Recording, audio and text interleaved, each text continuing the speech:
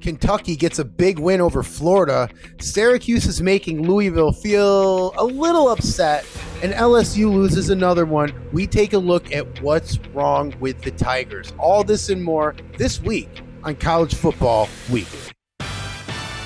What's up? What's up? You have found College Football Weekly, your source for everything college football in the land of the P2P. It's Tobin with you on this snowy, rainy, and just plain awful day here in New York, here on this Wednesday, here again to talk everything that was with Week 6 specifically and some of Week 5 in the P2P college football scene, as we do each and every week. And as we do each and every week, we welcome in the co-host of this fine program. Look, I'm drinking water out of a Yeti. Drink water, kids. I'm talking into this Yeti microphone. So it's only fitting that I would welcome in, you guessed it, I might as well talk to one, a Yeti. Yeti, what's up this week, my guy? Good. I'm doing well. I kind of just was wishing I could do a what was the like the Wookiee noise? Yeah. With all this Yeti action going on, I wish I could sound like one, but that's all right. As I remind fans every single week, the budget's not there yet. The budget will be there. It's getting there. It's getting there. Yeah, we couldn't license Wookiee sounds from Disney. We just don't have the budget for that. Yo, YouTube would be so fast, right? They'd be like, "Oh, we need our royalties." And I'm like, man, come on. We got 25, 35 listeners here. Like, give me a break, But, as we know, the music industry is hurting. And, the money, they need their 5 cents. So we're not going to do that. But a good week of college football this week to talk about on the show. We've got a lot to go over. Like I said, the Kentucky and Florida and all this kind of stuff, Yeti. But a ton to cover as it relates to the college football world this week. And as most people who listen to this show know, and as I just said, I'm broadcasting from New York, and it wouldn't really feel right for me to start the program off any other way. This week, people here at the Dino Barbecue, yes, it's a good place. You should really go there. People here are just walking around town talking at the bars. They're talking about Syracuse this week upsetting number 18 Louisville, an absolutely huge win for the Syracuse Orange team that, look, they recently went under an athletic director change, and the win is huge for a couple different reasons. For starters, anytime you beat number 18 on their own turf and you're an unranked team, that's a big win. So that's an obvious one there. But for those of you who don't follow Syracuse football, this also snapped a 4-game losing streak. They lost to Michigan State, Colorado, Florida State, and NC State in consecutive weeks. Syracuse happy to get this victory, and it was a defensive game with really both defenses really not allowing a ton of points here. But where there were no points, there were surely penalties, and both teams had a bunch of them. A combined 24 penalties in this game for a combined 216 yards. I mean, truly, if I'm focusing on the penalties here, Yeti, I mean, Syracuse ended up with 111 penalties. That was almost half of what they brought to the table in offensive yards. So was it a tale of a great team overcoming another due to grit and force and determination? And hell no. This was as sloppy as it gets. And I'm sure if you ask the athletic director of Syracuse if he cares at all, I'll save you a phone call. He doesn't. A win is a win if you're Syracuse. But Yeti, what were your thoughts on this Orange team picking up this huge win early in the season over the number 18 Cardinals? Well, I mean, it's a perfect storm for Syracuse. They come into a game, really bad weather. I mean, they were dealing with 32 mile per hour winds in Louisville. So passing game was non-existent, and those winds just created a perfect storm for the sails of Syracuse. And it really, I mean, they pulled it off in the last 4 minutes of the game. It was a 7-3 game up until 4 minutes left in the fourth quarter. Syracuse gets a field goal to bring it to 7-6, and then they get a 3 and out. And then what is pretty much the longest drive of the game to win it on a touchdown. And it's, it's something that'll really help get the energy going, and it demonstrates, the great equalizer that can be weather in any game. Um, but it's hard to get a read on you know, what anybody is. I mean, it's like, can you declare the weather the victor of the game? Because that's pretty much what happened. Yeah, and that's a dome team too. That's not really necessarily used to playing in those elements. The field goals get a little bit tougher. The passing game gets a little bit more wobblier. And the cold elements. Not in this game, but in specifically like the rain, things like that. These dome teams really have a hard time going on the road against a team that generally plays outside. So that's another thing. Syracuse kind of hurdled over this week, and that's a good one. Now Syracuse will take on Miami week 7 and then have a bye, then take on Clemson and have a bye. They're going to need both of those byes because Miami is a tough team, and so is Clemson. Syracuse has got a little tough schedule down the road. They're 2-4 right now, which is good for middle of the pack here in the ACC. So we'll have to see how it goes, but the Syracuse team pulling off a huge upset this week and over the number 18 Cardinals. And, who knows? Things happen in college football, right? We've seen crazy things. My second week here, I seen a punter go 76 yards and drive to win the game. I've seen everything here. Syracuse, we'll have to see how they do this year. Now, a team that, look, switching gears, to be honest, has completely caught me off guard here, Yeti, is the UCLA Bruins. 34-27 winner over Yeti's favorite team, BYU. And UCLA they've had a good start to their season on paper, Yeti. I mean, 5-0 is nothing to sneeze at for sure, but their strength of schedule has come into question as the wins come against teams that are unranked. And frankly, some of them are bottom dwellers in their own conference. I mean, UCLA has been getting it done against inferior competition. Sure, that's a correct headline. But this win over BYU, although not the flashiest, it's a ranked team, number 25 ranked BYU team. So this should help UCLA's case a little bit. Before I get to the outlook on UCLA, because I want your outlook on them, Yeti, let's talk a little bit about this game first. What were your thoughts here on UCLA defeating BYU? I mean, this is just classic. This is just classic college football. I mean, this is a great game. It's what you love to see. BYU drives down to tie the game up.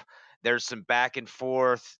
UCLA is able to get a TD with 3:53 to play, and then BYU drives all the way down the field and gets stopped on 4th and 5 at the UCLA 7 to finish the game in UCLA's favor. And it was just everything you love to see. Two great ranked teams and two teams that I've definitely noticed have been improving on a yearly basis. It wasn't too long ago that Utah was just annihilating BYU, and we were like, hey, how do we stop playing this game against BYU because we really don't need an automatic win, and would rather play some better competition. Right. But they've been coming up ever since Vin Calia took over BYU. They've improved every season. They've gotten tougher. The margin's still pretty high between BYU and Utah, but UCLA is up and coming too, and it makes me nervous because Utah's still got to face both of these teams. Well, Otis Morrissey on the ground for UCLA, getting it done also. That's what I noticed on this game. 31 attempts, 123 yards, and he had a touchdown. But, Morrissey's been getting it done for UCLA this year, 545 yards on the ground this year. He only has another touchdown, but he has been getting a lot of touches, and he's been getting a lot of yards. Yeti, this UCLA Bruins team is sitting at 5-0. And they're right behind you and your Utah Utes, right behind you in the Pac-12 South Division. What do you think of this UCLA team? Do you think it's a team that we're going to be talking about later on in this year as a potential playoff team? Or do you think that this is just, okay, look, UCLA has beat inferior competition, and some of these games haven't been the toughest, and now we'll maybe see later on in the year, which, who are they playing? I mean, USC was a good team, but I don't know if they're that good. Utah, that's going to be the toughest one, week 9. That's 3 weeks away from UCLA. What are your thoughts on the Bruins this year? I mean, I think they're going to have a fair chance to sneak into the playoff conversation. Um, looking at their schedule, I don't see a lot of games that should be losses. I mean, No. all of the teams left on their schedule besides Utah are about the same level of teams they've been playing, kind of BYU level. So they could have some tough games. I mean, Georgia Tech has demonstrated an ability to upset some teams. USC, you just never know which team's going to show up. They always have talent, though, so that could be a tough game. Plus, it's a rivalry. That Cal game, Cal has demonstrated kind of the same ability that they'll sneak in there every once in a while, and they've been in the past, they've consistently been, up near the top of the Pac-12 North. But I do expect they'll lose to Utah, but I think outside of that, they have a really good chance of staying undefeated, and that'll put them probably right around that 8 to 10 ranking level. And that's what everyone's been saying. The safest place to be is in a conference like the third place team in one of the bigger conferences, because you don't have to play a championship game and risk that potential loss that could knock you down. And if you can win all your games, it looks pretty good when you're sitting in a conference with a 12-0 team and you're an 11-1 team. And I think they could get in, but there's a lot of other stories elsewhere in college football, and it'll probably depend on margins.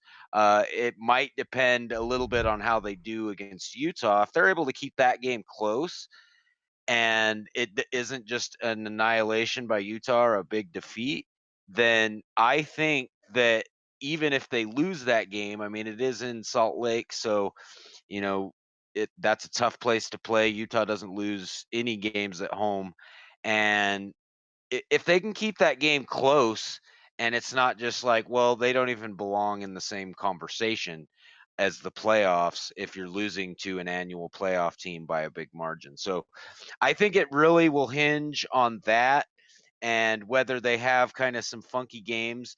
Their defense is shown to be pretty decent, albeit a little inconsistent against certain teams. I mean, Vanderbilt had a good offensive game against them.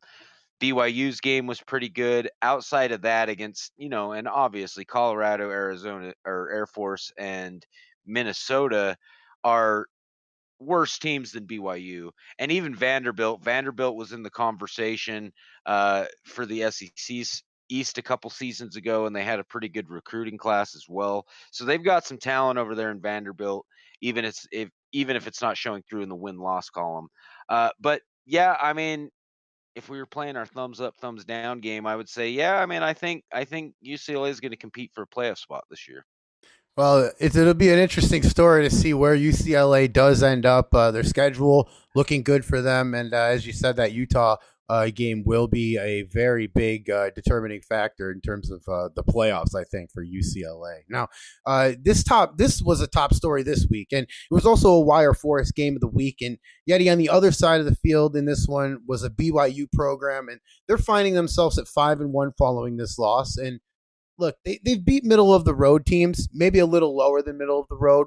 But when a team like this goes on a winning streak early, I always like to see how they're going to respond to their first loss. I think it tells a lot about the team and a lot about the team going forward that year in terms of how they respond to adversity. But yet, looking at this BYU team and their schedule remaining, is BYU a changed team, or is it just a matter of circumstance here, I guess, if that's the right word, where their schedules might be painting a brighter picture than what's really going on out there at BYU? I mean, I think BYU's doing well, and I think honestly, I really think both BYU and UCLA could be competing with each other for that last playoff spot. I don't think it's extremely fluky what BYU's done. They're improving yearly. Their offense looks really good. I mean, especially you get 51 points, 55 points against Arizona and Boise State. That's what should happen. But they proved that they're able to play through some adversity.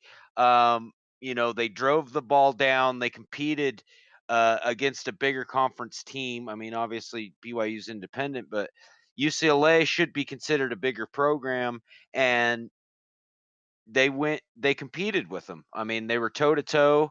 UCLA gets a little more of the press, but honestly, that last playoff spot could come down to those two teams, and both of them face Utah. But BYU also plays at Louisville, so I like BYU's strength of schedule a little bit better than UCLA's, and I do think that we're going to continue to see them improve.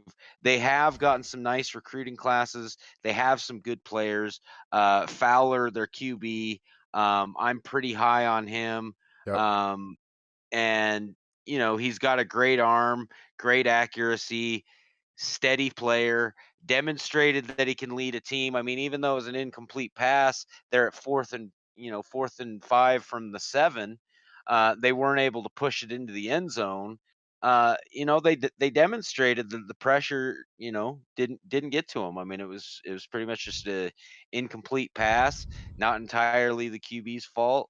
And I think we're going to see him, in this conversation every year, and especially as we step into 22, and we might see BYU step into a conference. Well, one last thing on Fowler that I noticed. I mean, his stats obviously close to over 1,100 yards now on in through the air. 10 passing touchdowns and 2 passing interceptions. So a 10-2 ratio is really good. When you see these Heisman, people, and I'm not saying that he is a Heisman hopeful this year. He's not.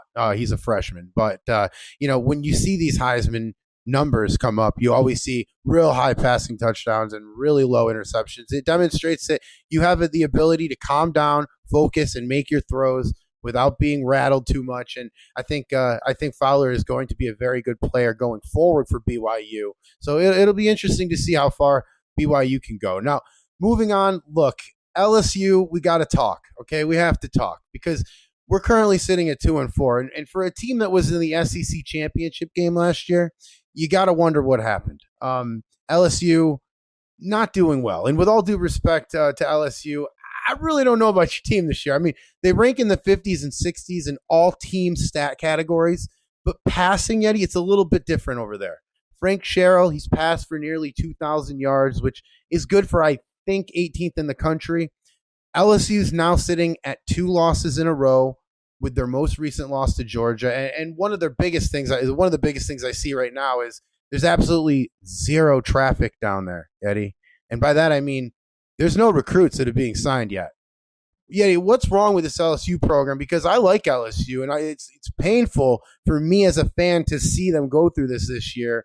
And more importantly, can this be fixed? And as crazy as this question is, will they make a bowl game this year? And I'm not even throwing dirt on their name, but I mean, this is an SEC team that competed for the championship last year, and I'm wondering if they're going to get to 6 wins so that they can go through a bowl game. What's going on down in Baton Rouge? I mean, I think teams are just catching up. I mean, the college league has historically been, a lot of power heavy running, the SEC especially. Last year, they came in and went with a super pass heavy offense. I mean, you look at the Georgia game, they only ran the ball twice. They've got some talented running backs over there. And now teams, especially in the SEC, they've got talented secondaries. They've got talented linebackers. They know how to play pro style defense. And if you're running a fluky offense, the SEC is going to catch up to you pretty quick. And that's what I think's going on. They're throwing 60 passes a game. Sherrill's completion percentage is down from last year pretty considerably. He's not doing well. Well, completion percentage in terms of touchdowns. So his touchdown ratio is way down. He's already thrown 10 picks. He only has 12 touchdowns. He threw 11 picks last year. His quarterback rating is down 60 points.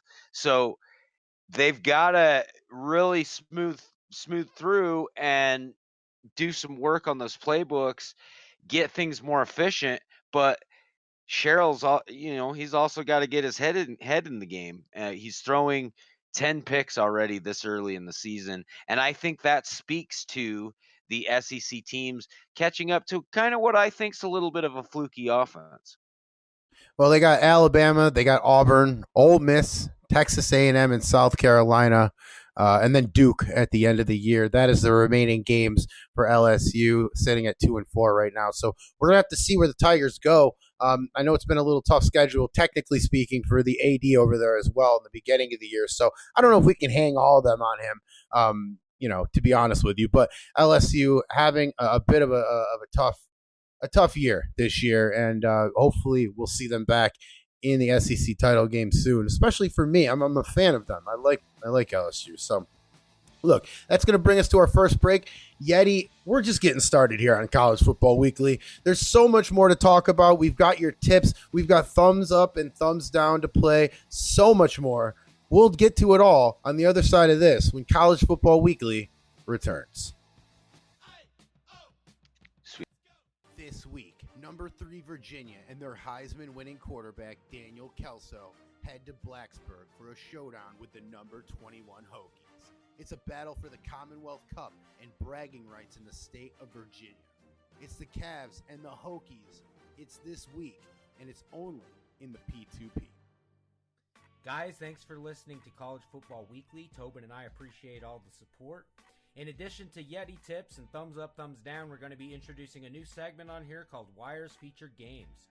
2 games of the week that we here at the CFW think you should pay attention to. It's Wires Featured Games, and it's on the CFW every week starting next Wednesday.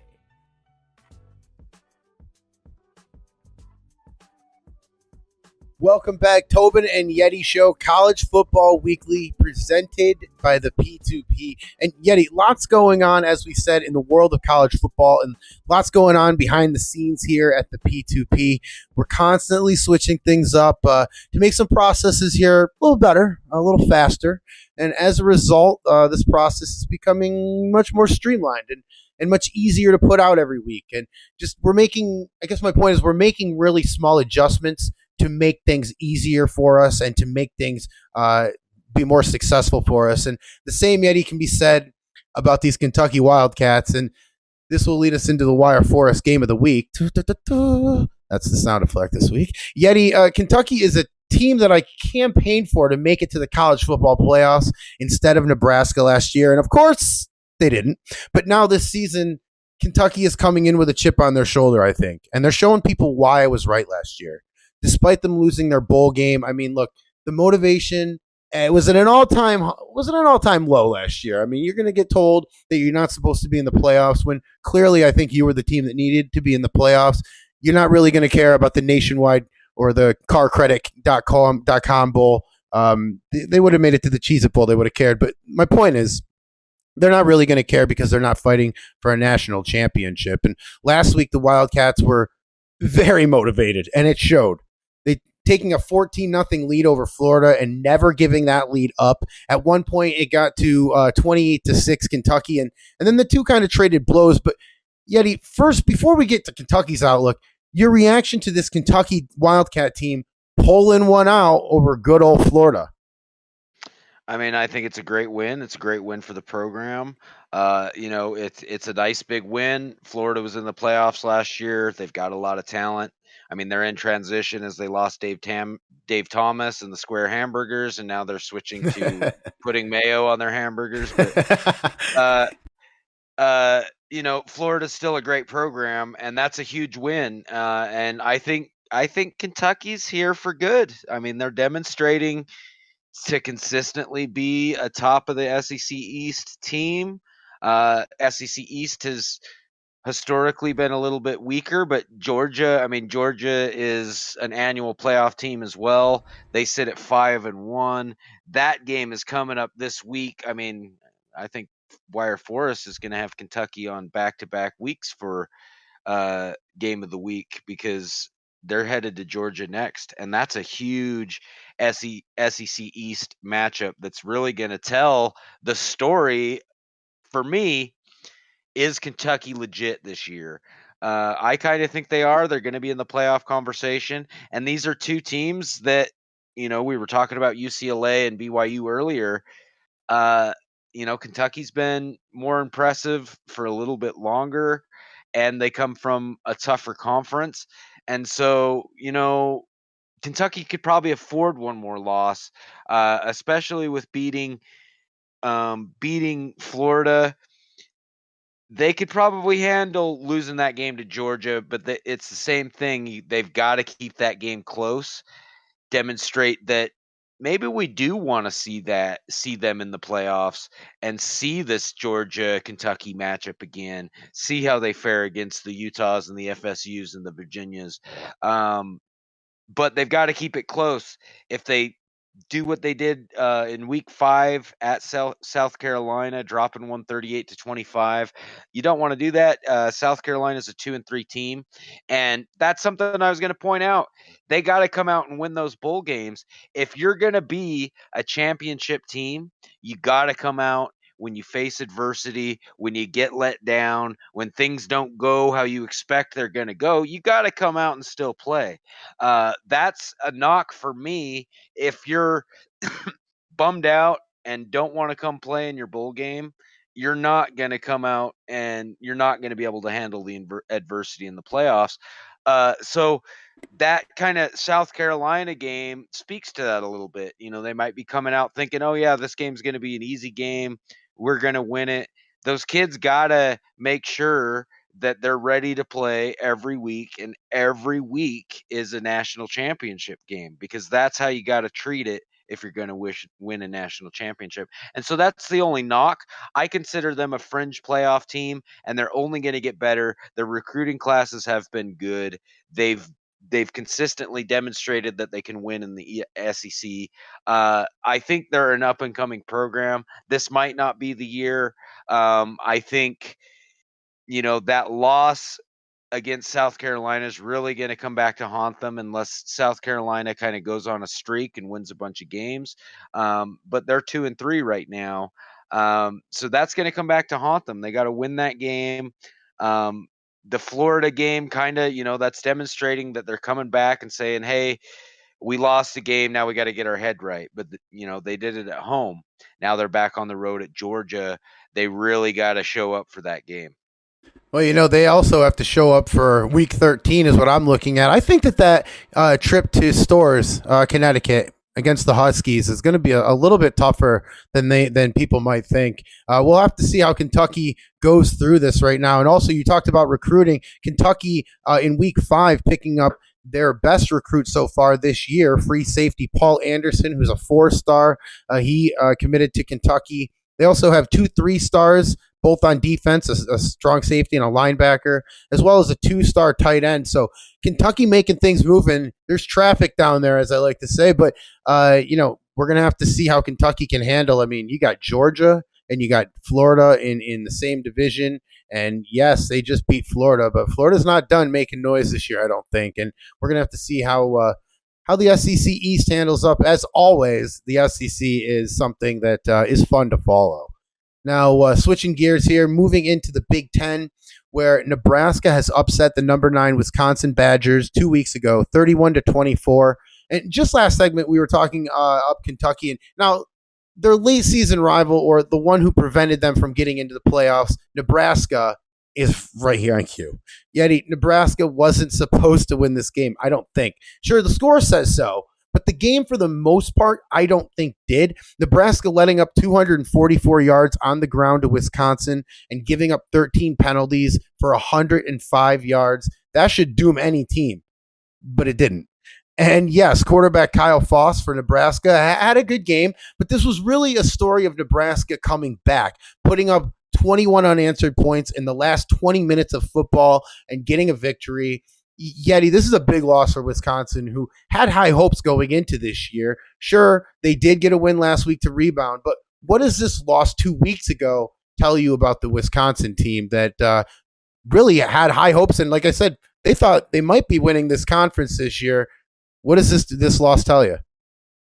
I mean, it didn't tell me a ton. It told me that Wisconsin and Nebraska are pretty close. Wisconsin's been a little bit down the past few seasons. Nebraska was a playoff team last year. So it might look like an upset just because, Wisconsin was ranked and Nebraska wasn't, but they're still paying for that week 2 loss against West Virginia. That's another up and coming program. So it doesn't tell me a ton. I mean, it just tells me that this West Division in the Big Ten is kind of a dogfight. They did come out and drop another close one to Ohio State, who's another one-loss team. So they're right there. They're right there in the conversation with these elite teams. That's what it tells me. It tells me that they could be a fringe playoff team. They got to be a little bit more consistent. But doing stuff like pulling off a comeback in the fourth quarter against a top team like Wisconsin that currently still sits at number 9, even despite that loss. That tells me some stuff. That tells me that they've got some mettle, but they've got to remain more consistent. And luckily, that Virginia loss was early in the season. It seems like they've righted the ship since then. Because even playing at OSU and losing 42-38, it's not a terrible loss because OSU is sitting at 4-1 at the top of their division as well, and they're OSU. They always have talent, and it's always a big win, no matter if they're having a down year. But they're not having a down year this year. They've won some games. They did lose. Ohio State did lose to Kentucky at Kentucky early in the season, so that's another nice win that Kentucky's got on their hat. Building toward that playoff resume. But I think it's a great win for Nebraska. They might have already gotten themselves out of playoff contention with 2 losses, but there's still a lot to play for in this season. And if they can come through and finish out strong and get to 10-2, championship game in the Big Ten, you might get a fringe playoff chance. So they just got to keep sticking to it. Wisconsin's a good team. Nebraska's a good team. And that was some just great college football. You love to see those comebacks. You love to see a team play hungry like that and do it against a good program. That comeback was no joke, in my opinion, and it's just going to lead them further down the road. Even though they did have another chance to kind of do the same thing against OSU, but this time they came up short. In fact, OSU kind of had their own little comeback in a back and forth game. Nebraska goes up, 38-30. Ohio State tries to tie it on a 2-point conversion with 7 minutes to play to get, they miss, get to 32-36, and then they score a touchdown with 2 minutes to play to get the win by 5 points. So Ohio State's showing some good stuff there as well, and Nebraska kind of being on the other side of what happened with Wisconsin. So it's just a matter of tighten things up, get defense a little bit more consistent, and the passing game's nice if they can balance that out with a little bit more running. I like their chances, but really, I think the main issue that's kept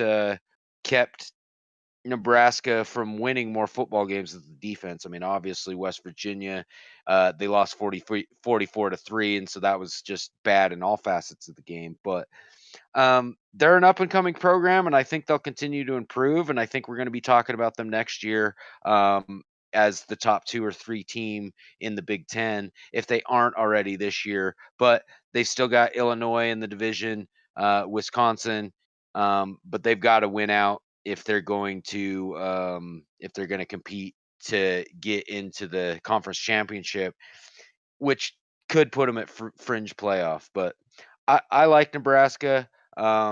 I'd put them, a notch or 2 below BYU, UCLA, and Kentucky, the teams we've talked about so far today. But they're still up there in the conversation. Yeah, I think both of these teams are up there in the conversation, to be honest. I mean, yeah, did Wisconsin have a bad week 5 when they lost to Nebraska? Sure, definitely. That's a bad loss. I mean, it's not a bad loss. It's bad for them because they got their first loss. But they also got a really good win. And by that, I mean the recruiting trail, where they got Jordan Shepard, the defensive tackle. He's a 4-star. He committed to Wisconsin. And then the very next week, Wisconsin, a 39-7 victor over Northwestern. They both they signed a free safety, Javier Barbie, who is a 4-star, as well as getting Big Ten Defensive Player of the Week award for Emerson, who is their strong safety. So I think Wisconsin's going to be there still. And I look at their schedule remaining, and I think that there are a lot of winnable games there. So we'll have to see how Wisconsin does for the rest of the year. But look, the last game that Wire sent us to look at this week has to do with this number 22 Army team that finds themselves at 5-1 as well. And in the topic of discussion this week, of course, because Army taking out Temple and Wake Forest since our last show, their lone loss coming in week 1 against Air Force.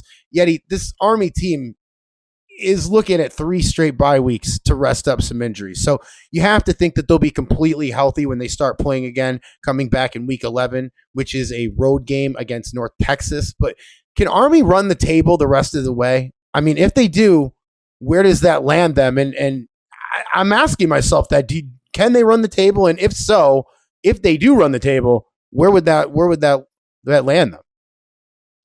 I mean, if they do, I mean, it's going to be the same thing. They'll be kind of on the fringe of the playoff conversation. We very well could see a lot of lost teams this year, because I look at their schedule and I like how it shapes up. Though Rutgers, I think that's going to be a tough game for them, even though it's at home. But every other one of those games, Navy and Rutgers are probably the only two that are iffy. So I think we're looking at, potentially 1, 2, or 3 loss team. I think they'll get to that point. That'll get them a nice bowl game. If they're a 1-loss team, they'll be in the playoff conversations, but they're going to need some bigger teams to lose, just because they don't have that strength of the schedule compared to Kentucky's and Nebraska's and Wisconsin's. Yeah, it's a tough one. Army, they had a lot of recruits coming in week 1, so that was a really good boost for them. A couple 3-stars, a few 3-stars, 3 3-stars actually, and a 2-star. But their defense is really good, Army's, and I really like watching their defense. Number 7th in the country, number 17th against the rush, and number 7th against the pass, which is overall actually the and second best, shall I say, points against. So I mean, you're seeing Army with a really good defense. You're seeing Army atop that FBS independence thing. So I'm really happy to see that. As I mean, how can't you like Army, right? But their schedule is really weird too this year, and this isn't really pointing out anything outside of just that's random. But they had 6 back-to-back games, and then they had 3 bye weeks in a row, and now they're going to face another 6 games. If anybody can do it, if anybody is conditioned to do that, it is Army. And we'll have to see how I also circle week 12 against Rutgers as a tough one. So we're going to have to see how Army does, but I'm really happy to see, as a fan of college football, really happy to see the Black Knights up there at the number 22 position in college football in the P2P this week. So good job for Army. Now, look, we're going to head to a commercial break. On the other side of this, we're going to get into some strategy, okay? This is the time where I'm just going to sit back and I'm going to let Yeti talk, and I'm just going to try to learn where I'm doing things wrong. I'm going to be writing notes more or less. So truthfully, I don't know what he has this week, but we're going to find out that and more on the other side of this when College Football Weekly returns. This week, number 3 Virginia and their Heisman-winning quarterback Daniel Kelso head to Blacksburg for a showdown with the number 21 Hokies. It's a battle for the Commonwealth Cup and bragging rights in the state of Virginia. It's the Cavs and the Hokies. It's this week, and it's only in the P2P. Guys, Tobin from College Football Weekly here, reminding you that our partner league, the P2P Pro League, has a few open teams that they're looking to fill. The best part about the P2P is the relationship between both the college and the pro leagues. You can have your college players get drafted by your pro team. You can continue rivalries made in college into the pros. Hey, you can fully scout the college game as a pro general manager. That is all possible, but not if you don't sign up. So go sign up today. Check the P2P Pro League on Discord and ask about their available teams. You will not regret it.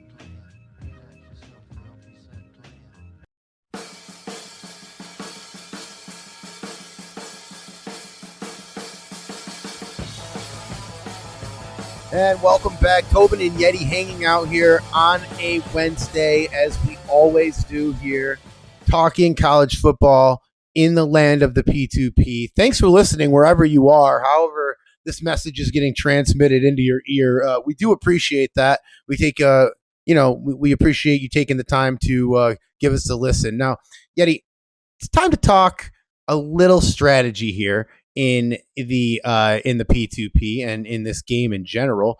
This is something we like to call the Yeti tips. Yep. Welcome to Yeti Tips. I'm going to go on a little bit of a spiel, and this week we're going to talk about evaluating ratings on different positions. I'm going to talk a little bit about what I like to see. I'm going to cover offense this week, and then we'll cover defense next week. But I'm just going to run through each position and talk about what I look for each position. Um, in their physical attributes. So we'll just run down, start with quarterback. Quarterback, obviously, I think people evaluate things like arm and accuracy, and they get caught up on those. But the most important attribute, I think, is intelligence and then POS skill. I can work around a limited arm. I can work around limited accuracy. I mean, I had one quarterback, Thompson, that I was using at Western Michigan last year that was in the Heisman conversation, and he had like 73 accuracy. Um, teams have, see, I've never done it because I'm a big arm guy. So that's my number three. Three attribute that I like for a quarterback is arm. So I usually go intelligence, position skill, then arm. Then I look at not accuracy, I look at strength, hands, endurance, and make sure that they have a good intangibles. If I have those things, I can make a guy work. But if I have a smart guy that can play the position well, even if his attributes are lower, I can find a way to work with him. But don't get too hung up on arm or accuracy. Arm, I've found that if you're around 70 to 80 arm, you usually can at least run medium passing. That's going to take you out of the long passing conversation. But if you have a smart guy and you can design a smart offense, which is another thing we'll talk about later, in terms of you can play long passing and build a whole bunch of short passing routes into it, and it's not going to quite be long passing, but I'll talk about that in another segment. At running back, obviously everyone loves speed. So I look at speed, I look at agility, and then I look at strength and then endurance. Endurance is really important for running backs. It's way more important than you think. If you have a low 60 endurance guy, there's a fair chance he's going to get hurt at some point in the season. And there's also a fair chance you're never going to see him carry the ball 20 times a game. You're going to see maybe 10, even if you put him at number 1 on the depth chart, run all your formations so it sticks with him. You have a running back at 60, you're going to see things like he's not going to perform up to his ratings. You might see more fumbles. So make sure you pay attention to endurance, especially at that position. It's really important at running back. That's a player that's a position that is very physical. And you're going to notice with a low endurance guy, low strength as well. But I think if you can find a nice 90 speed, 90 agility, 75 above strength, I mean, you've got a guy that easily, can be in the Heisman conversation for yards. And running backs tend to be plentiful. So if you're thinking about recruiting, you can look at running backs lower down and pretty consistently find good running backs deeper into the recruiting class. So that's a position that if you lose out and maybe don't spend as much resources on your top guys, because chances are pretty good you're going to find a similar player lower down. I've seen several 300 and lower running backs be in the Heisman conversation and have really good ratings. Fullback, I like strength first, and I actually like size, and then blocking ability. So I'm less concerned about speed, but it is nice to have. On Utah, I've got a player right now that I'm pretty excited about, even though he's a little bit undersized. He has 84 strength and 90 speed, and then he has decent hands for a fullback as well, which, going back to the running backs, if I've got a guy above 70 hands at the running back position, I'm going to be targeting him a lot in the passing game. Fullback, if you have a guy that's around 60 hands, 65 hands, that's going to be your top. That's going to be a guy who can catch some passes. So don't hesitate to throw them, even though you're thinking of hands like a receiver. They've got to be, to catch passes, they've got to be up at 80, 90. No, for a fullback, you can catch passes and not drop too many with a guy that has 63. And speed is just a bonus, but I do like size there, and size is a factor. Don't understate size. If I had a fullback that had 70 strength, but he was, 6'3" and 220 pounds, versus a 5'9", 190-pound fullback that has 84 strength, I'm going to play the bigger guy. And size isn't something that factors into the overall rating at all. So that's something you kind of got to evaluate separately, but make sure you pay attention, because it'll be trickier to throw or do certain things if a guy's undersized. I mean, my fullback at Utah, he's one of those. He's like 5'10", 199 pounds. He's going to be taking on linebackers that are 220, defensive ends that are 230 or 260, 270. So you're not going to, you just know via physics that even with higher strength, he's not going to win that battle as often. So it's nice to have the strength, but also look for the size. Any speed you have is a bonus, but you're going to be fine at fullback with anything above, 60 speed is fine. And agility, you don't need to worry so much about. Moving on to tight ends, I kind of look at them similarly to fullbacks, but I tend to like speed, hands, and agility. For the tight end position, I look for, I tend to call it the straight 75. So I look for a 75 speed, 75 hands, 75 agility. And then I do like to look at strength too. So I do like to have a tight end up around 65, 70 strength. But if they're lower, I'll do things like platoon the players. So I'll put a stronger tight end in on running formations, and if I'm passing, if he's running a route, his strength's not going to matter as much, and he's still going to be stronger than most defensive backs. So he'll often get covered by the strong safety. Strong safety, typically strong at that position, is, around 55, 60. So tight ends are similar. You like to see a tight end with 73 strength, somewhere in there. You like to get up to 70, but it's not necessary. It just depends on how you utilize them. So if I have a tight end that's 58 strength, he has low blocking skill, but he has, 75 speed, 75 hands, and 75 agility. It's pretty obvious how I'm going to use him.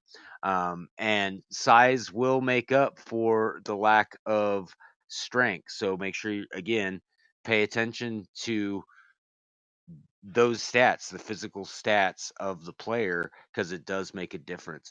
Wide receiver, straightforward speed, hands, agility, then strength.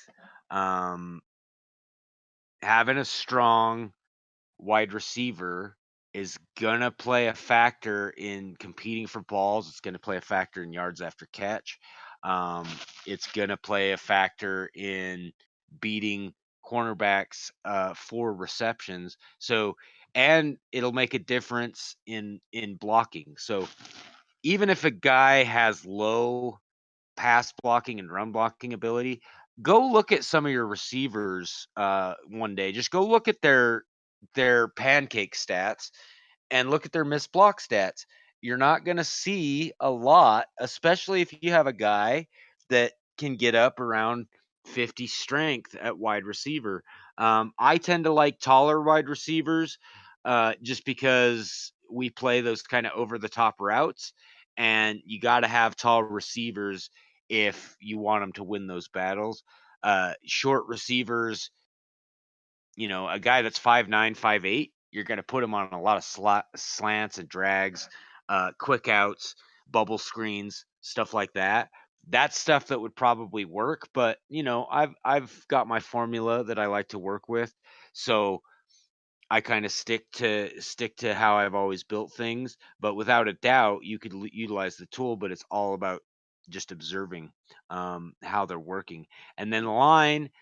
So line endurance is very, very important. If I see a guy under 70 endurance at line, he's never going to be my main guy. I'm not going to put a tackle with 60 endurance as my starting left tackle that's consistently going to be going against a top defensive end on the other team. I like strength, and then I like endurance.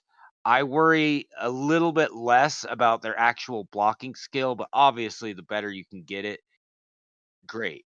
But strength and endurance, massive and massively important. And make sure you're not trying to, because if you are starting a guy with, let's say, I have a tackle right now, David Mesler at Utah. So he's a 90 overall.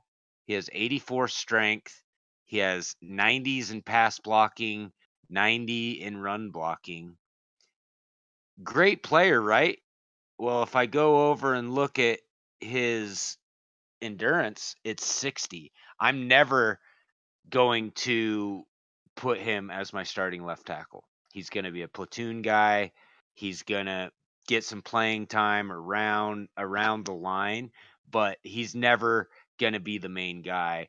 And the reason being, I kind of think it doesn't calculate this way, but when I see endurance, what I think is in a tough physical game where he's been playing a lot, he's tired, he's going to be playing at 60% of his ability. So basically shave off his ratings, a huge ratio of his ratings, 40% of his ratings off. And at that point, he's worse. He's by far my worst lineman on the team if that happens. So I think of it that way. I like to have my higher endurance guys in late in games because they're gonna be able to, they're just not gonna get tired. So make sure to evaluate that, especially at these physical positions. So tackle, center, guard, fullback, um, running back, all of those positions. Pay attention to endurance because it really is going to make a difference. If you line up high endurance players, I mean, I'm telling you, it's a consistent reason why Utah wins a lot of games is because we don't utilize low endurance guys for anything but platoon work or playing backup. Um, with that kind of concludes Yeti tips for this week. Feel free to reach out to me at any time with any DMs you have, any sort of questions about anything I've talked about this week. If you want a little bit more detailed, I am not opposed to share any of my knowledge at all about this game. I love helping you guys out. I just like to see a more competitive league. So um, hit me up, and thanks for listening to the Yeti tips this week.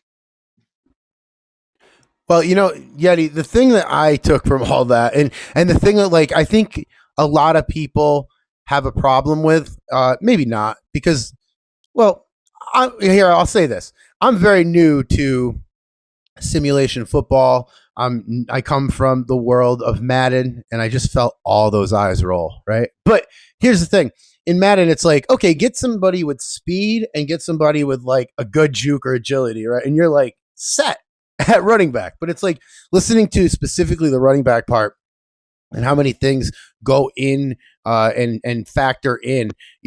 This feels really real. And when you think about like body weight, when you were talking about the fullback and how he's always going to lose that because of the body weight thing, you're not really going to get that in a game that's not a simulation thing. And I think maybe the tough thing for me coming over here from, like I said, the world of like an EA Sports is that there's a lot more thought into this game. It feels so much more real. And I find myself often going, well, wait a minute. Think if this were real life, like what would it be? And generally speaking, that's what's going to work in this game. So it's a lot to take in if you're just beginning this thing and this journey like me. But I know we got a lot of vets out there, but still always something to learn in this game as it's incredibly detailed, as we all know. But look, we're going to take a breather for a second. We're going to let Yeti catch his breath.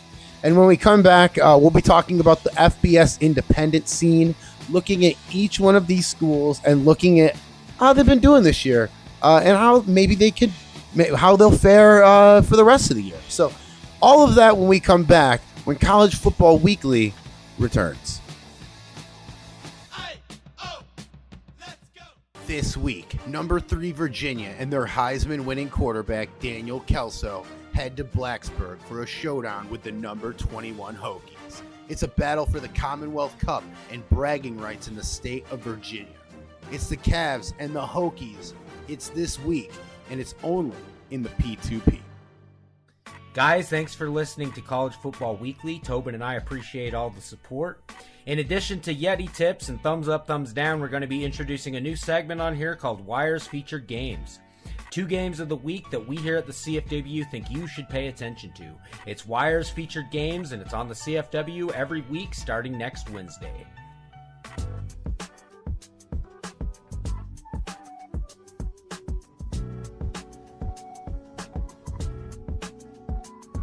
And welcome back, Tobin and Yeti, hanging out here on College Football Weekly. Thanks for listening. Thanks for listening wherever you are, however you're getting this message, as we say. Thanks, we appreciate it. Yeti, it's time to talk a little bit about the FBS independent scene. Army, BYU, we'll quickly glance over them since we already talked a bit about them earlier in the program. But Liberty, New Mexico State, and UMass, and of course, the big dominant one, the big giant in the room, number 6 Notre Dame, the Fighting Irish, who look to be clear-cut winners here for supremacy. But as Lee Corso would say, not so fast, my friend. We're going to talk about all of them, Yeti, and we'll start, I guess, with Liberty, where the Flames are in the middle of this non-conference standing list, or whatever they line this thing up. Liberty's getting it done, though, defensively. They are good for 15th overall in the country for points against and 36th in the country for both rush and pass defense. So as a result, Liberty is they're giving up the second most points in the conference behind Notre Dame. And sure, they haven't had the toughest schedule, and really they haven't faced the toughest games of this year here.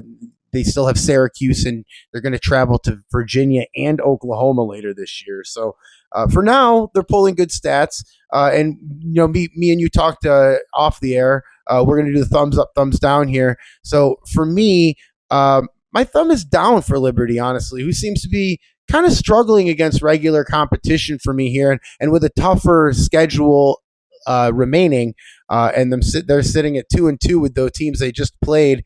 I have to go thumbs down, Yeti. Yeah, they're a thumbs down for me too. I think they're going to come out of the bye week. They'll probably split these 3 games. The Raging Cajuns of Louisiana, New Mexico Lobos, New Mexico State. New Mexico State's 4-0. But they'll probably lose 1 or 2 games there, and then I don't expect them to beat Miami, Syracuse, Virginia, Oklahoma, and frankly, probably not Southern Miss on the road either. So I think you're looking at a team that's not going to compete for a bowl game, might get to 3 or 4 wins, but 2-2, they look better than they really are. I think, even though they did play Ole Miss fairly tough, 24-14, and that's an SEC team, but still, they've not really shown anything. They have one of the worst offenses in the country against marginal competition. I think 4 wins, 5 wins is the best you can hope for out of the squad. Well, New Mexico State, we will move on, and New Mexico State's 4-0, and they're doing real well for that school. No disrespect intended, but look, New Mexico State's not a team that sits at 4-0 historically, so sue me, okay? Well, wins over North Carolina State, that looked good. They beat Denver, but the thing I noticed most about New Mexico State here, Yeti, is that they're winning nothing but close games. Their biggest margin of victory here is 5. And I'm having a hard time deciding if this is a cause for concern or if this is a team that is good at the end of the game and good at facing adversity and the pressures of it. We're doing a thumbs up, thumbs down. I'm honestly in the middle, but since they're 4-0, they've already got 4 wins. I'm going to point my thumb up on New Mexico State. What do you? I'm going to point my thumb up on New Mexico State too, because that Denver game was a big win.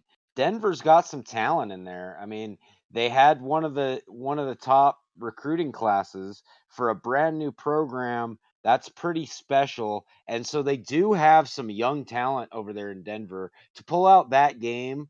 That's a big win, and I think they're going to continue. I mean, they're going to continue to get doubted. Nationwide because of these margins, but I think they're going to win a lot of games. I mean, I think they have a great chance to enter week 11 at Fresno State undefeated, and that's the first game I see that they really could lose. At San Diego State's going to be a little bit tough, but at Fresno, I mean, I think we could be looking at a 7-0 team. I think Oregon, by the time they get to Oregon, we could be looking at an 8-0 team, and they might all be ugly wins. But the only stat that truly matters at the end of the day is that win-loss column. Well, Syracuse will tell you that as they're still celebrating beating Louisville there. So, yes, it does not matter. And that Syracuse team had a lot of penalties, but who cares? It can look sloppy all you want as long as that W's next to your name, as you just said. And that's 100% true. Now, we'll move on to UMass. And look, I like UMass, okay? I like them a lot. Now, I don't like them in terms of they're going to win every game. No, I don't think that.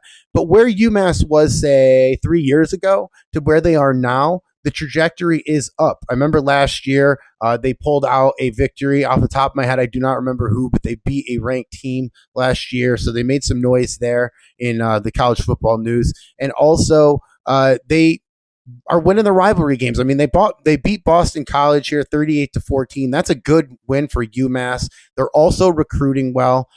They've got 6 recruits coming in. Most of them are 2 stars. There's 2 3-stars coming in, which again, think of it in perspective. UMass is doing well for UMass. And by that, I mean, their program is on the trajectory. Now, if we're talking the FBS independents, are they going to be the best FBS independent team? No, that's completely thumbs down. But in terms of long-term goals here, in terms of the schedule that they've got left, look, they're 2-1 right now. And the only loss that they had was to Florida in Gainesville. You got a lot of good teams that lose to Florida in Gainesville. And by the way, it was a 48-35 victory. That's not awful if you're UMass. That's a show if you're UMass. You're showing up against that Florida Gator team. That's not a backhanded compliment at all. I really do think that UMass is on the trajectory here going upwards. So, I mean, right now this season, thumbs down, there's no way they're going to be the best FBS independent team. But trajectory for the next 3 or 4 seasons, I'm slightly looking upwards. Yeah, they're a thumbs up from me. I mean, I think we're going to know a lot more about them as they face BYU in week 7. Um, and that's another team. If they played tough, I mean, BYU's got to be looking at that game as tougher than it would have been expected to be if you were looking at your schedule at the beginning of the season. They got to be thinking they've got to get up for this game now, because if they went to Gainesville and only lost by 13, well, Gainesville and the Florida Gators has more talent than BYU and the Cougars. So they've got to be prepped to, play. And UMass has got to be thinking maybe we can come in there and give BYU a little punch and knock them down a peg. And it's possible that's kind of a game I'm going to be intrigued to watch this week, Absolutely. as BYU and UMass. But they get a thumbs up from me. I think they're on the right trajectory. They beat Hawaii 34-32, lost to Florida 48-35, but nobody's expecting them to compete for playoffs. Nobody's even expecting them to really compete for bowl games, Right. and they're gonna do that. So thumbs up from me.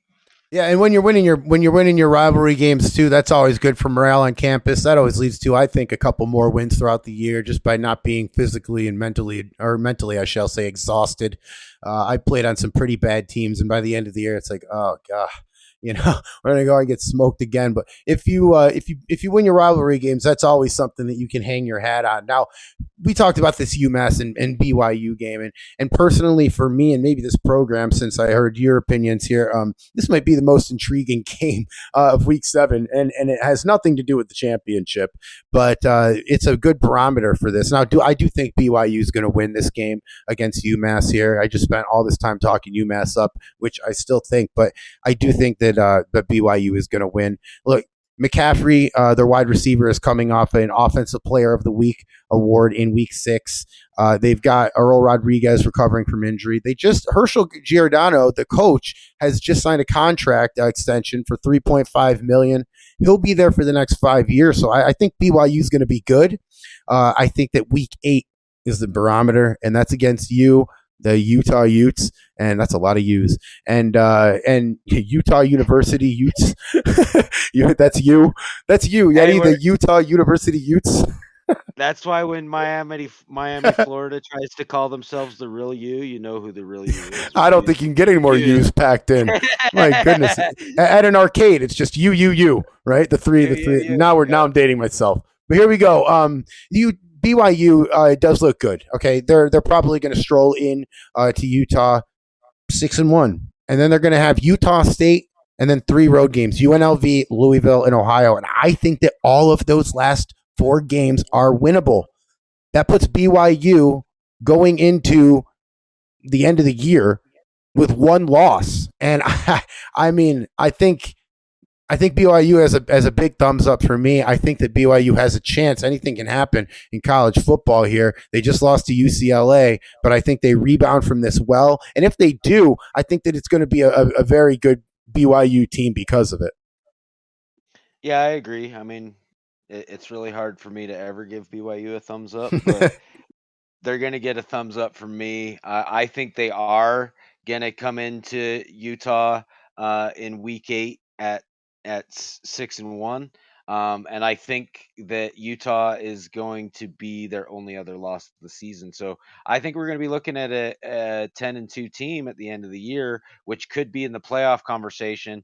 Though I don't think so, just ultimately because they're an independent team and they don't have that conference championship to kind of really put that extra feather in the cap when you're having playoff conversation. So you kind of got to be close to undefeated or 11-1 and hope some other teams, kind of hit some adversity and get 2 or 3 losses out of some of those bigger conferences. But I do think this is the last year we're going to see, a lot of these teams as independent. I think we'll see a lot of these teams join conferences in the next couple seasons. So I think BYU's on the right trajectory. They've been demonstrating they're winning more and more games every season. So I still don't think it's the year that they upset Utah, but that might be coming. I have to get up for that game more and more often now. Well, we'll move on to Army, and Army is Yeti. I swear, I think this is like a weekly segment, right? Between Florida and Dave Thomas with the square hamburgers, and then they got a quarterback named Mayo, and these are all quarterbacks. Army's quarterback, Oscar Myers, is a senior. Now, come on. How am I supposed to keep a straight face when you got Oscar Myers back there at quarterback, senior? Okay. I can't even. I don't know. We've covered Army, so I don't even feel bad about taking their time up right now to talk about this. I mean, is this game trolling us? Is that what's going on? Because there are some ridiculous names up in here. And I have no idea what's going on. But look, let me give you a real thing real quick. Jeffrey Pace, the running back for Army, he's doing well. 551 yards, 3 touchdowns. Army is doing a good job. Obviously, I mean, they're number 22 in the country. They're 7th best in offensive rushing. So I mean, they're passing hurting. Let's just be honest, hurting. Okay, 130th. But when they keep the ball on the ground, they also keep possession of the ball. I look at the rest of their season: Rice, North Texas, Rutgers, as we said earlier in the program, going to be a tough game. Buffalo, San Jose, and then a big one against Navy in Week 15, which I see Navy beating them. So I see 3 losses for Army at the end of the year. That's a good win. That's a good season, I shall say, if you're Army. So I'm going thumbs up with Army too. All of these FBS independent teams so far looking real good, Yeti. Yeah, I agree. I just became a big fan of Army with Oscar Mayer there. Like, Absolutely ridiculous. I can't get enough of that. Oscar Myers. It's too bad he hasn't been passing better, but still, I'm rooting for this team, man. We got how's the song go? I don't even remember the Oscar Mayer song anymore. I truly don't either. I truly don't either. A real true fact though, growing up, this is actually true. I lived in the same town as the guy who drove the Oscar Mayer Wienermobile, and he'd be driving around town in this big hot dog. It was amazing. So shout out to Army, for a great quarterback. Did you happen to grow up in Clifton Park, New York? Because that's where Oscar Myers is from. No, but a little north of that. But yeah, it is true. They used to take that thing through the parade too. I was like, wow, that's a big wiener. Moving on, Notre Dame, and a perfect segue to the Catholic school of which is Notre Dame, the Fighting Irish. They are 4-0 right now. They're number 6. They're the best FBS independent team. Oh, Army, slow down. Okay. I think they really are the best. Notre Dame, the best team that the FBS Independence has. Army's very good. BYU's very good. But Notre Dame's, I think, at another level. They've got Michigan State Week 7. That's going to be a big one. In between 2 byes, and then they've got Navy, which will be another big one. Michigan's on their schedule. I think Notre Dame is not going to get out of this whole schedule undefeated. I think they might lose a couple, 2 maybe in the year, and I think Notre Dame's going to be challenging for a playoff spot. I mean, their offense is 6th in the country, their defense is 9th in the country, and that's both points against and for. So I like Notre Dame's chances a lot, and I like this entire FBS Independence, which Wire Forest gets credit for pointing that out to me, is loaded, and it's one that we need to keep track of, Yeti. Yeah, agreed. I mean, I when I pulled it up, I was like, oh wow, they're 4-0 teams, 2 5-1 teams. That looks pretty solid. But Notre Dame's actually going to get a thumbs down from me, and here's why: because they're supposed to be competing for a playoff spot, and you can't go through a season unscathed and be a team or scathed, I guess. You can't go through a season losing games and get a thumbs up from me when you're supposed to be competing for playoffs. I think they drop that game to Stanford. I think they dropped the game to Michigan and have back-to-back losses. I think they went out the rest of the way, puts them at 10-2, which looks like a great season, but it's going to put them out of the playoff conversation, and they are supposed to be in the playoff conversation. Fair enough. The expectation, the bar, a little higher in South Bend, and that's fair. That is fair, especially after last year. I mean, we need to get this thing going for the Fighting Irish. So we'll see. I mean, we'll see. Maybe they can sneak one out and get to one loss. That puts them a lot better position. Obviously, Captain Obvious sitting here, but I think Notre Dame. It'll be interesting to see one way or the other. It's going to be a great story. Now, that will conclude our show, Yeti. We did it again, man. We did it again. Another week of the College Football Weekly. And, man, it's been a great last 2 weeks. And we're starting to get here into the middle of the season. And we're starting to see what we're going to have towards the end of it. I mean, I think, week 11 or week 12 in my personal talk or calendar is where I start looking at seriously playoff teams and things like that. So we're starting to shake it all out, but so far, as always, every year, the P2P providing a lot of storylines for us. Most definitely. It's been a lot of fun, and I'm going to go call a couple games, get ready for that after we finish up this podcast, playing with some of these players that have come out of the college league. We've got the AFC and NFC championship in the P2P Pro League today. But it's always fun to take a peek and really get some evaluation about some of these players that might be coming up.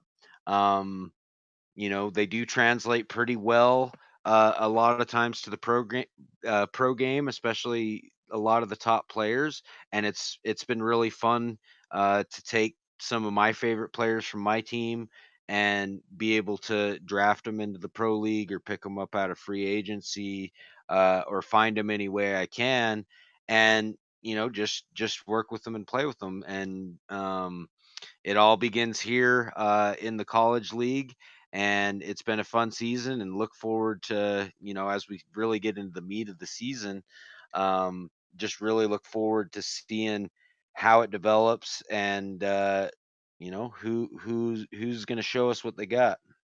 That's a good teaser, and we're just going to leave it at that, right? But next week, there might be another segment that we have to produce here for you guys. Every week, every week we try to show you what we got, and hopefully next week will be an even better week, as we always hope to. We always hope to raise the bar here at the CFW. But for Yeti, this has been Tobin. And this has been College Football Weekly. Next week, we have more games to talk about. It'll be interesting. We'll talk to you then. Hey, guys, a special little unplanned addition to the end of this show. It's going to be included into the show. Marshall, show me what you got. Just going to talk about the relegation and the promotion of teams. So, Marshall, take it away, man. Hello, P2P. Wow. Thanks for having me. I never would have imagined that I'd be here joining the best college football podcast in the nation, College Football Weekly. Thanks, Tobin. Thanks, Yeti, for everything you guys do and for letting me be a part of that. Tobin came to me after my first segment that I put on Discord, showed me what you got. He said, man, this would be great on the podcast. What do you say? What do you say? Heck yeah, man. So here we are. I'm going to try to do my best. Hopefully I can get better as we go on. I'm going to do a little bit different than I did with the first segment that I typed up. I'm going to try to streamline it a little bit more.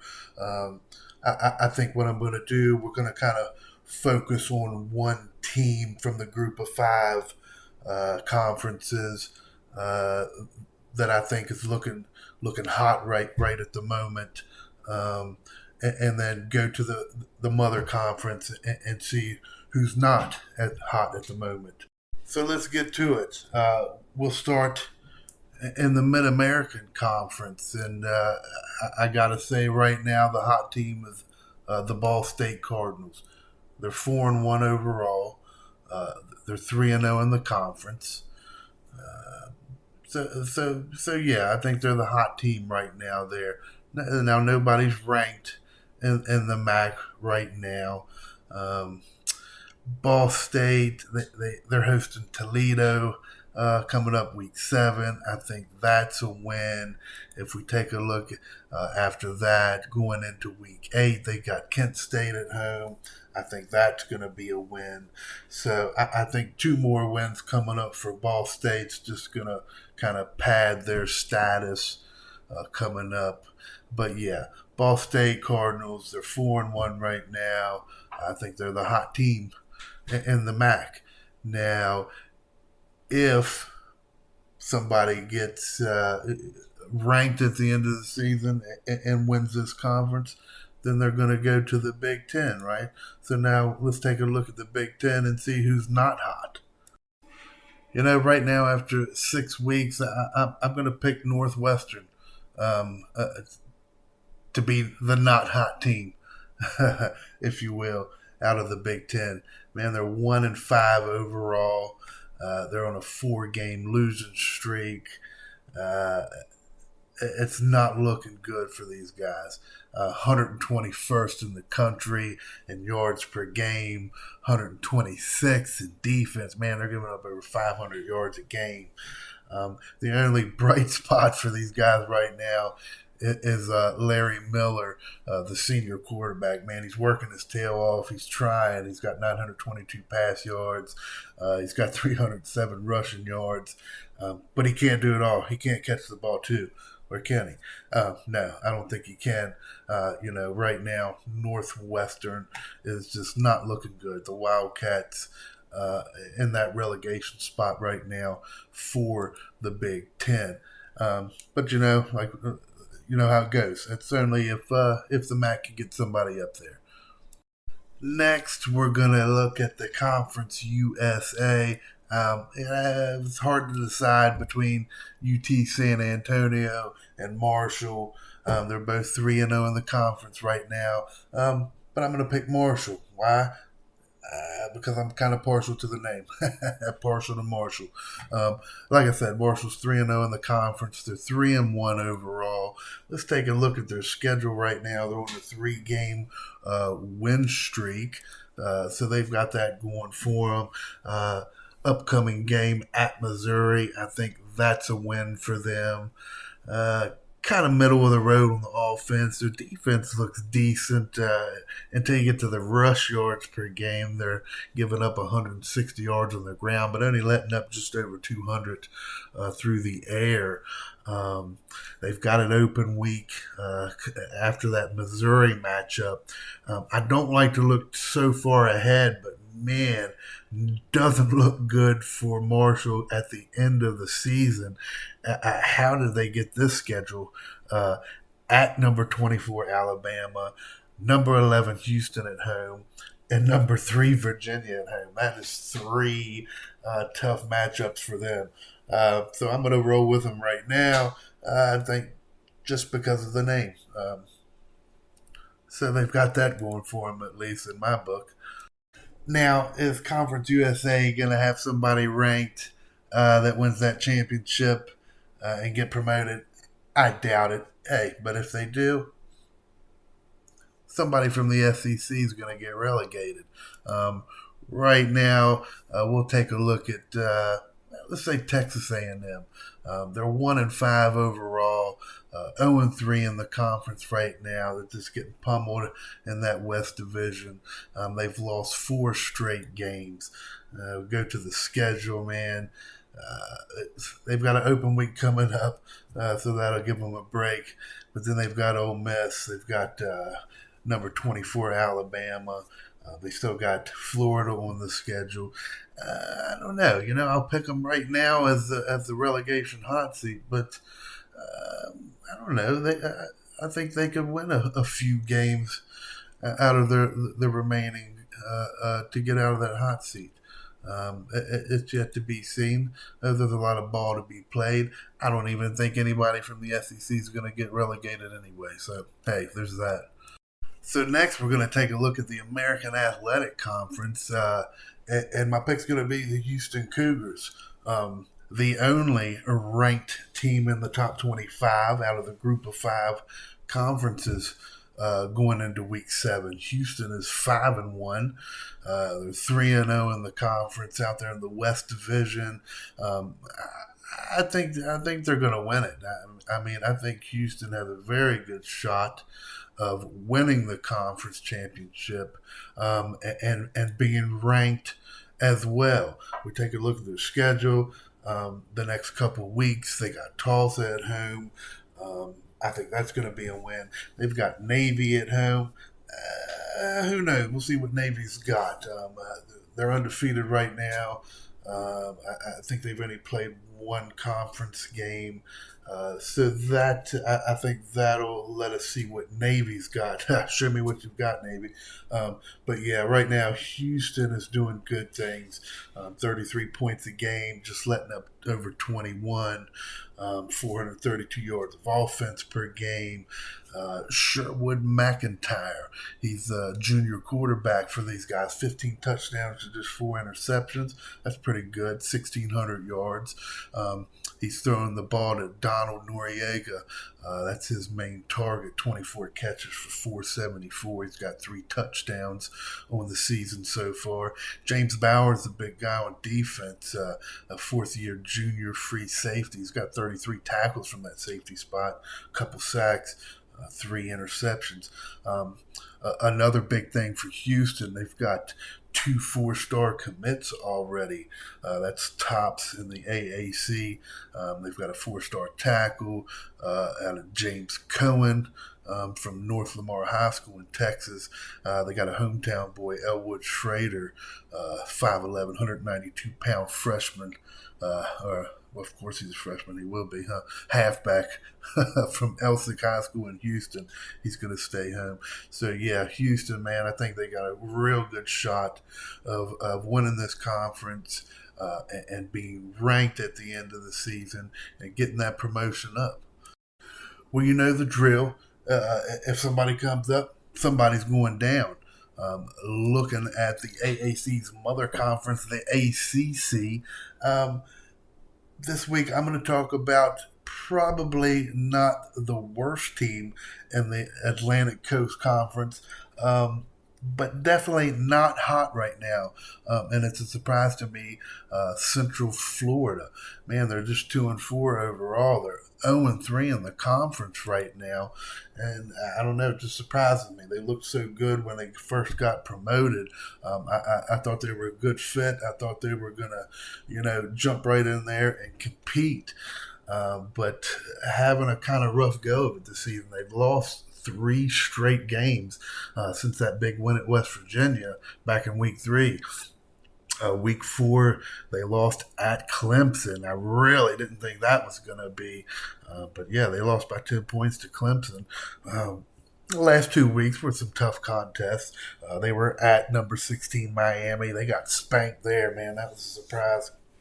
And also on the road last week, they lost a close one to Virginia Tech. Both those teams ranked in the top 25, but still, I just didn't see UCF being in a hot seat at this point in the season. Now there's a lot of football to play, but also they are in a tough conference. The ACC is tough, and they've still got some tough contests to go. Next week, I think they get the win against another ACC bottom feeder, Georgia Tech. I think that's a win. That's a plus for them. But then they've got number 3 Virginia, man, that's just putting up massive amounts of points. I don't know if UCF can handle that. They'll have an open to think about their next 2 opponents who are also top 25 ACC squads. Well, one ACC squad, Louisville, and then they've got Ohio State, both at home, so that's a plus for them. Maybe that home crowd advantage can give them the boost they need to get a couple big wins and get out of the hot seat. Like I said, I don't think UCF is the worst team in the ACC, but it is the biggest surprise to me, and that's why I kind of picked on them a little bit this week. Next up, we're going to go look at the Sun Belt Conference. Gosh, not a good conference, man, really. The team I'm going to talk about this week, I don't think it's the best team in the conference, really.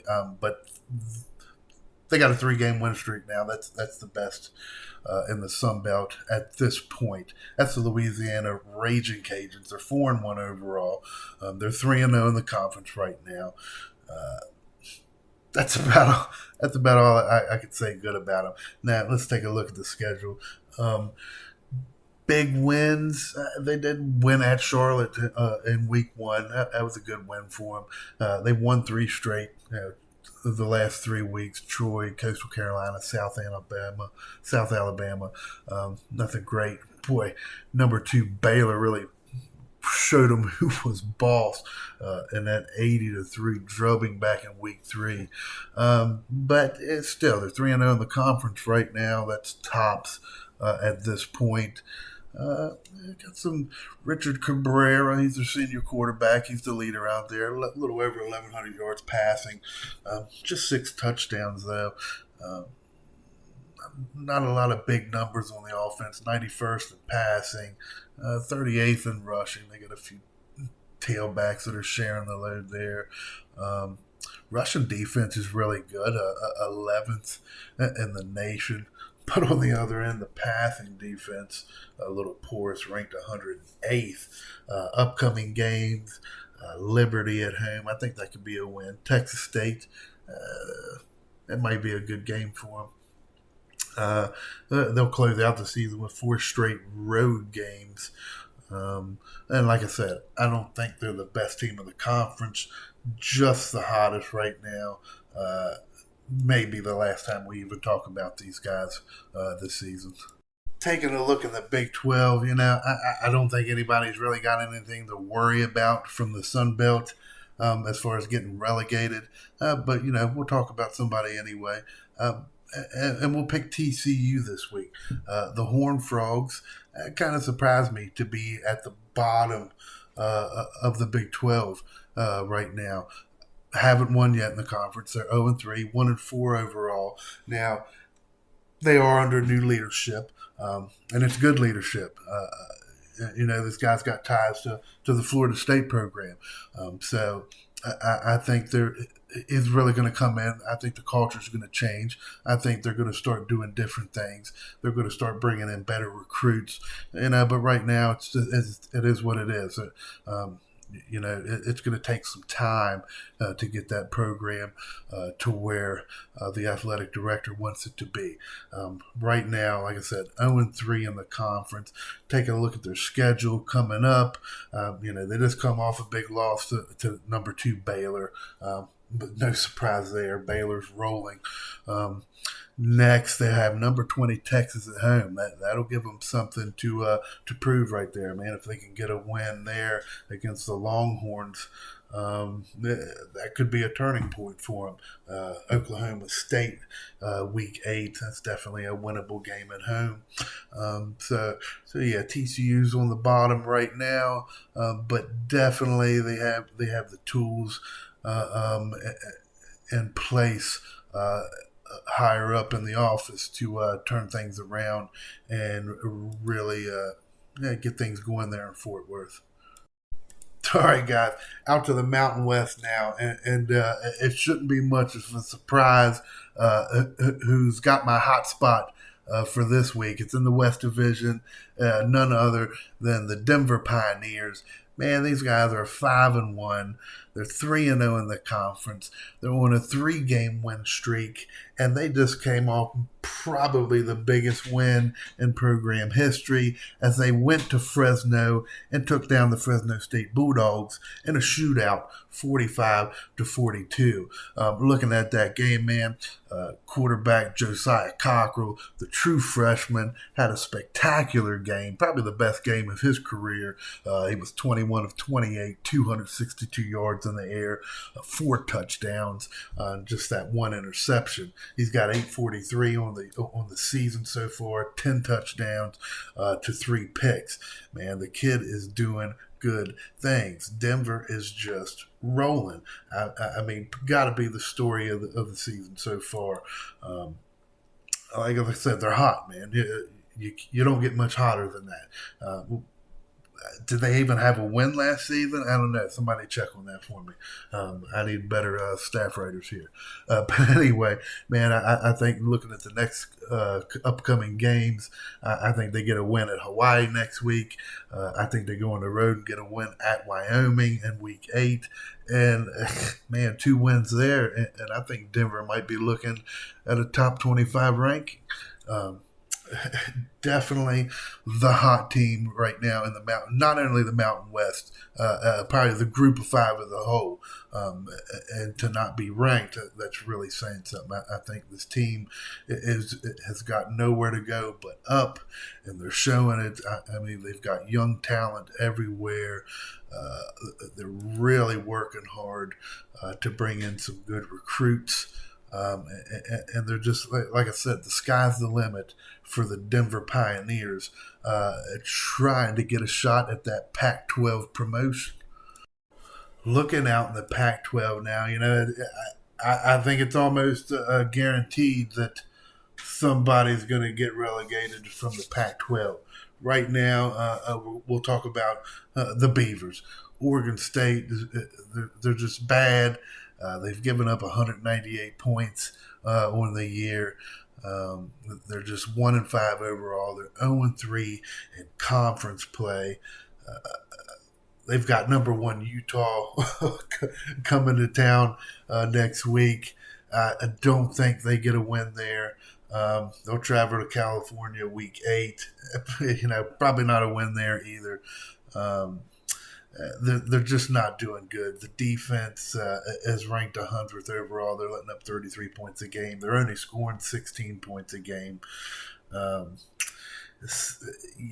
mean, there's a couple bad teams out here in the Pac-12. There's a few teams that have a shot at getting relegated when it comes down to the end. But I had to pick one. And right now, they're on a 4-game losing streak. So we went with the Oregon State Beavers. And like I said, I think it's a very real possibility that somebody from the Pac-12 is relegated again. Because the Mountain West just really, they've got some tough teams. And I think somebody is going to come up to the Pac-12 next season. And that's going to wrap it up, guys. I had fun doing it. I hope it came across good. I totally redid it. I sat down earlier and put down my first segment, and I was like, it could be better. I need to shorten it up. I need to try to focus in more on one team from each conference and make it fit a little better. But I hope to get better as we go along in the season, man. I hope to grow like the P2P's growing. I'm going to grow right along with you. I just want to thanks again, Tobin, for this College Football Weekly podcast. It's great, man. It's top of the line, and hopefully I aspire to be like you, to get on the level that you are, man, because you're doing great. Yeti, thanks for the tips. Thanks for the contributions. All the athletic directors in the P2P. You guys are why I do it, man. You guys make this what it is, and we're only going to get better. The sky's the limit for P2P. The universe is great, and I'll see you guys 1 week real life, 2 weeks on the sim field. We'll see you then. In the next 2 weeks, you guys got to show me what you got.